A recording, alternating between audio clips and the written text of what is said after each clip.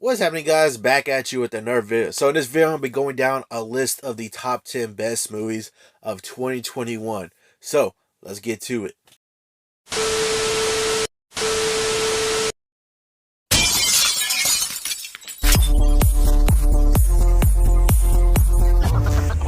Alright, so like I was saying, I'm going to give my list of the top 10 best movies of 2021. So this is not going to be one of those conventional kind of lists. This is just basically my list of movies I enjoyed this year. And some of them could be the best on other people's lists, and some of them could just be like, not necessarily on people's lists. But one thing I would like to say, one thing I was going to say is looking through the list of like I looked through an actual like list of every movie that was like released in 2021, and I came to a realization that I really missed out on some of these movies that came out this year. There's quite a few movies I missed out on this year that I was able to check out and see before I was making this video. So I'm definitely gonna have to check some of those movies out later on, but I wasn't able to check them out before making this video. But this list might be a little bit unconventional in the way I list these movies and all that. So the way I'll do these movies, this is just 10 of the best movies, or at least movies that I enjoyed seeing this year for 2021, or this past year for 2021. I won't necessarily rank them in an order, so it won't be like least to best or anything like that. It's going to be in general my top 10 best movies of 2021 I enjoyed watching for this past year for 2021. So this is not going to be like a ranking list from like least to best. So let's go ahead and get started. So first up on the list is going to be Space Jam: A New Legacy. So honestly, I was really excited about this movie, and honestly, it deserves a spot. I'm just kidding. This is not actually on the top 10 list for me. Yeah, I mean, this movie is a little disappointing for me, but it's definitely not going to be on top 10 movies for 2021. It was just a little joke. Just a little joke. Calm down, okay? Let's get into the actual list now. All right, so one movie that I did enjoy watching this past year for 2021 is going to be F9, Fast and Furious 9, the ninth movie in the Fast saga. So like I said before in previous videos, Fast and Furious is one of those movie franchises that I just watch to just have a fun time. You know, it's gotten to the point to where it's kind of funny and ridiculous with some of the stuff they try to pull off in there, like the stunts, the action, and stuff like that. It's gotten to that point to where it's like kind of ridiculous. And honestly, I just watch it to have a fun time. You know, turn off my brain, watch some of this ridiculous stunts they pull off, and some of the action stuff too in there that's pretty good and stuff. And just watch it, just have a fun time watching. That's basically why I continue to watch the Fast and Furious movies nowadays. Whenever they come out with the new one, I go check it out and just watch it, have a fun time watching it. Check out the ridiculousness that they're going to have in that movie with the stunts and the action. And, it made my list for one of the movies I enjoyed watching this year, well, this past year for 2021. So Fast 9 is going to be on the list. Next up on the list is going to be Free Guy. Now, Free Guy was actually a nice surprise this past year. It got delayed a lot of times, and I was actually looking forward to watching it. I think it was supposed to originally be released in like 2020, but delays and all that stuff got pushed back and stuff like that. So I think it released in the summer. I think it was the summertime. But honestly, it was a nice surprise, and Ryan Reynolds always knocks it out the park with his movies when he comes out. And I was definitely looking forward to this one because I do like Ryan Reynolds as an actor. He always makes some funny stuff, makes some good movies and stuff like that. But it was honestly was a nice surprise with the way the story was and this virtual kind of world, virtual video game kind of world going on and stuff like that. And I really didn't expect it to be like I was sure I was going to enjoy the movie, but I didn't really expect it to be one of the top best movies of the year for me. But honestly, it was a nice surprise, and I actually highly enjoyed it. And I watched it a few times since it came out, and still enjoy watching it. It's a pretty good movie, honestly, and the cast and the way the story is pretty good, honestly. So I put this one on the list also because it's just a fun movie to watch. Next up on the list is going to be the Suicide Squad. Suicide Squad was a hit for me. Honestly, it was very good. James Gunn knocked it out the park with this one. Honestly, was well done. Everything was good. The cast of characters, you really fell in love with the cast of characters that were in the movie, and especially considering what happens in the first few minutes, it's like a completely out of field, like out of field kind of thing that happened in the first few minutes and stuff, and you just the first few minutes and watching the movie and just seeing the rest of the movie, he James Gunn did an amazing job with the story and making you actually care about these characters and like these characters. And everything came together, and just everything he really put his touch on it, the magic touch that he has with movies and stuff like that. He really did a good job with this movie. And we also got a spin-off series from it, which is Peacemaker, which is already start to show on HBO Max, which I already seen Peacemaker the first couple episodes, and it's amazing. James Gunn knocked it out the park with that show so far. But Suicide Squad was a great movie. Still watched it. Still watched it a few times after it's released, and honestly, it's such a good movie, and it's a fun time. It's a fun movie to watch. So I put it on a list for one of the movies this year. Next up on the list is going to be Eternals. So I think Eternals. This was a very divisive kind of movie. So there are some people that hate it. There are some people that liked it. Honestly, in my opinion, I think Eternals gets too much hate for what it is. It like according to critics and critics score, Rotten Tomatoes, whatever, it was actually one of the lowest rated Marvel movies or MCU movies ever. Like even was like lower than some of the other lower movies that I think are low on the list for MCU movies. And honestly, I think it just receives too much hate for it. Honestly, I don't like. I mean, I'm trying to understand what people hate about it, but I'm not sure exactly what it is. Me watching it in the theaters, and I watched it a couple times since then. Now that's on Disney Plus, streaming on Disney Plus now. Honestly, I liked it. I liked the movie. It was, it's a nice little kind of a getaway to introducing new characters that we were not familiar with. It was like kind of like I wouldn't say it was as good as Guardians of the Galaxy, but it was kind of like the sense where we get new characters that were being introduced to where it's like characters that people are not even familiar with. Like, there's a lot of people that I'm not even familiar with. Like me personally, I didn't really know too much about them. I knew of the Eternals, I knew of the characters. I just didn't know exactly too much about them or anything like that. And this movie really brought them into light and brought them forward, giving them their own movie and trying to introduce all these characters and stuff like that. And honestly, Chloe Zhao did an amazing job with the movie and the way it was shot. The cinematography was good too, and everything put together was amazing. Honestly, for the movie, I wouldn't say it was like one of the.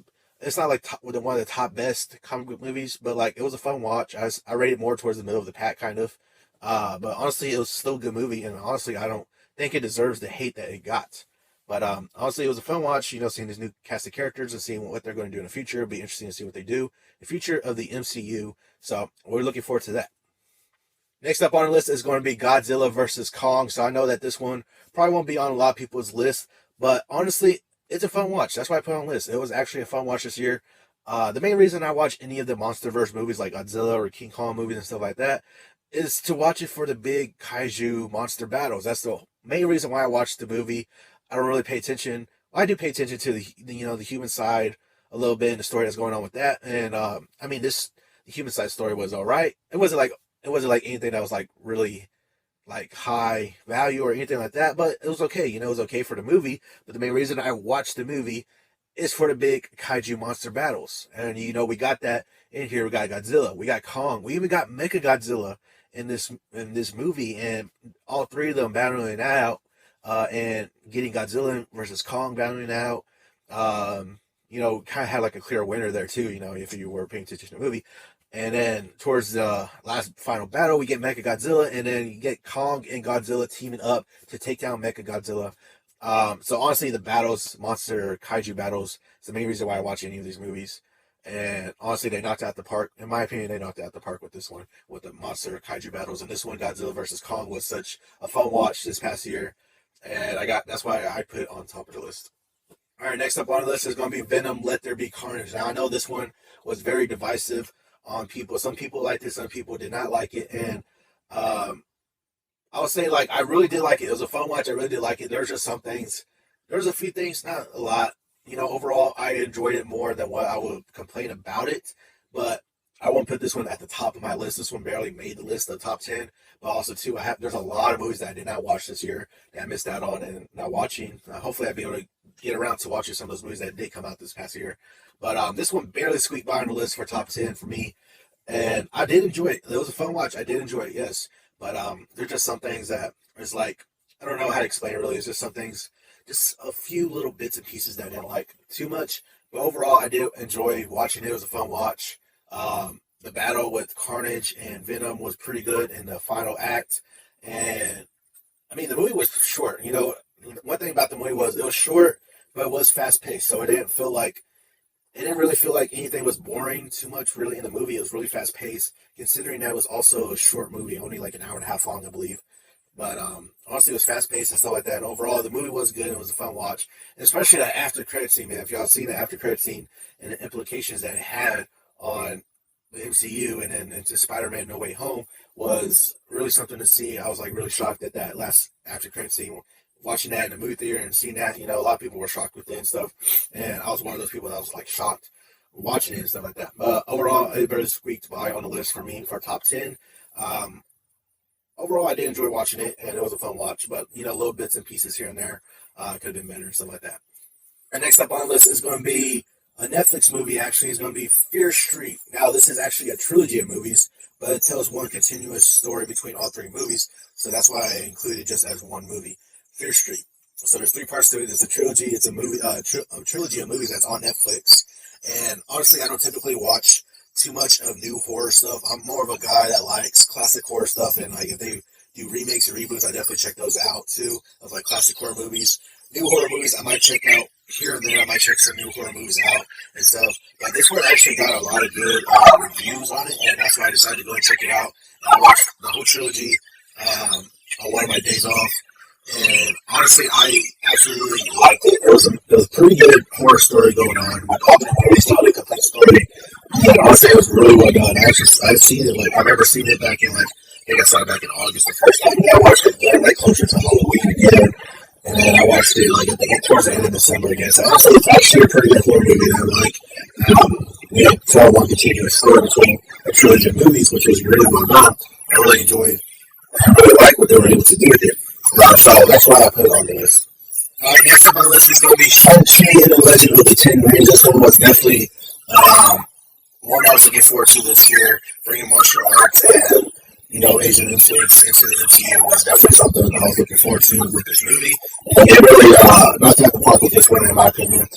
Really well done, honestly. The story was good.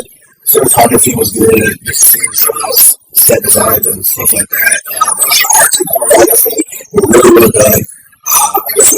Seeing that now in MCU was honestly pretty cool to see.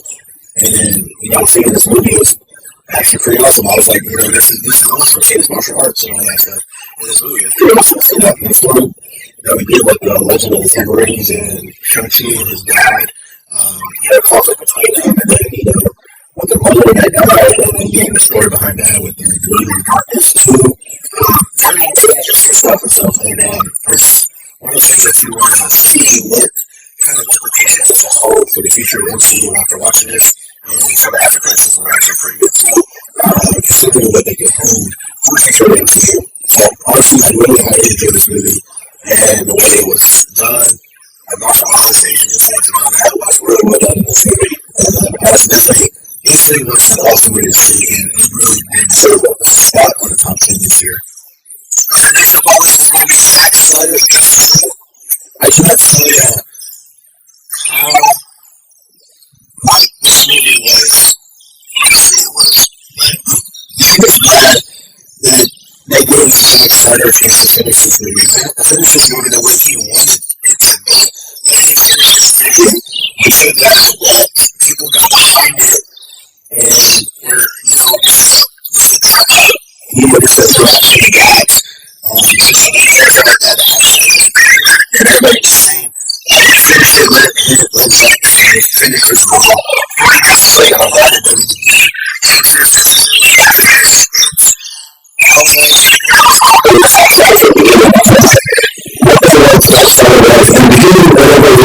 We can see the Super Bowl. It was very divisive among people, and then very divisive among people. There's some people that like the way he was doing it. There's some people who didn't like the way he was doing it. There's some people that liked the way he was doing it. The way he did it, the way he was going with the DCEU, the way it was set up with all the stuff, every Superman, and honestly, I did enjoy the movie. The way it was doing it. The more grounded, more creative, kind of tone that was I really enjoyed the way he was doing it. And then, when we started out Justice League, I was definitely here for Justice League. Okay, I'm going to leave. He's in Central Texas, and pretty much so he was really happy with it. So it was wasting, and it was wasting. His own franchise, and it really came out in 2017. Justice League. Justice League.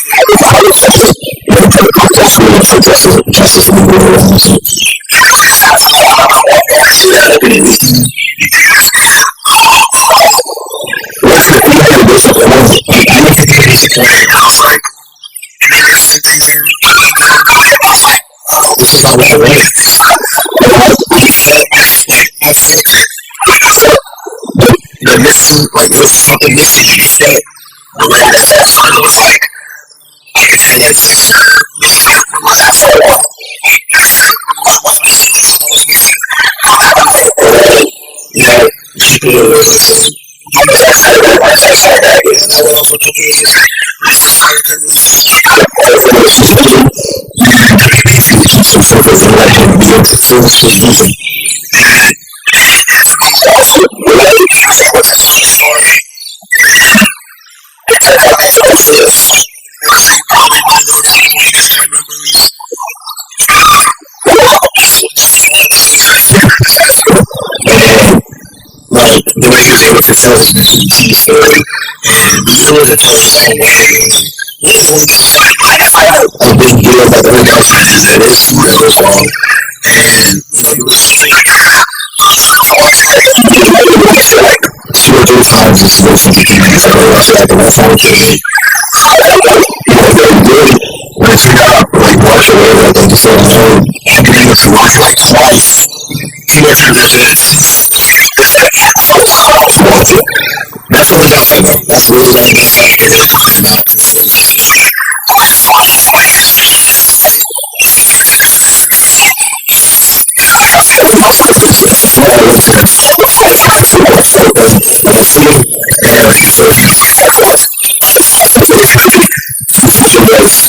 it was well done on his behalf of his people. And it's like every day, like finally, you can see like how absolutely well the characters and Riki's characters. So the last thing I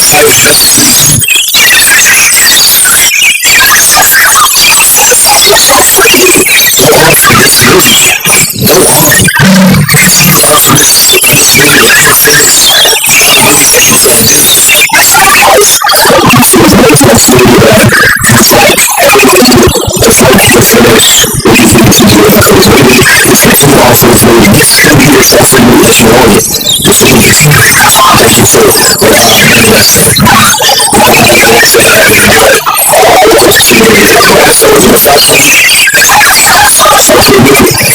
So this is really good. I am for the flashes for the longest time, and truthfully, I'm hoping to finish it through. And first half of the line, for the last time, has had so many directors come and leave, and honestly, honestly, all the anything that is coming.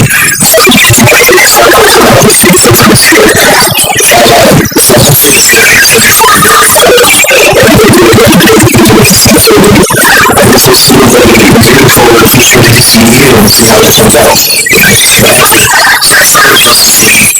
Probably one of the best comic movies that I've ever seen in this year. This was probably this best movie this year.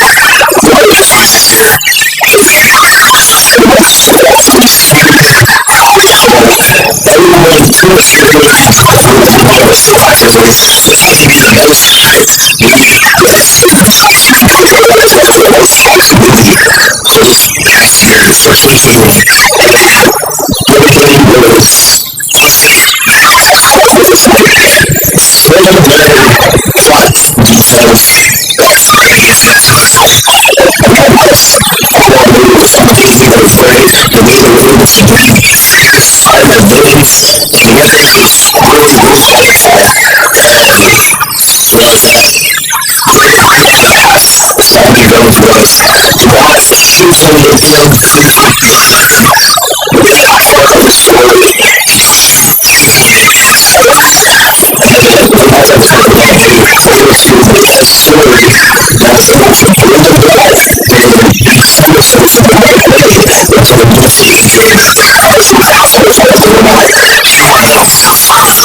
story that's story as how the Beatles just did it. They just made it first.